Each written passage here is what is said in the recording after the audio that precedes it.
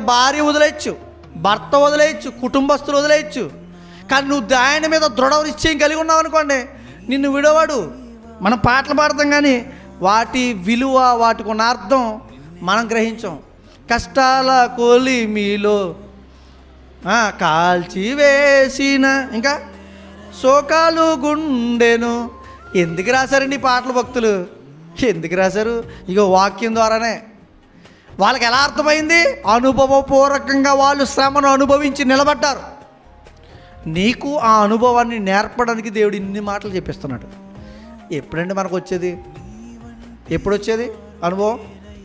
శ్రమలు పట్టబడుతున్నప్పుడు, శ్రమలు వస్తున్నప్పుడు ఎప్పుడు బాధపడకండి.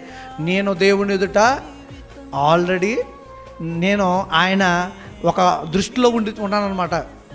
నాకు ఒక ఛాన్స్ ఉందన్నమాట. జాగ్రత్తగా గమనించుకోండి. శ్రమలు వచ్చినప్పుడు సంతోషిస్తూ ముందుకు వెళ్ళండి.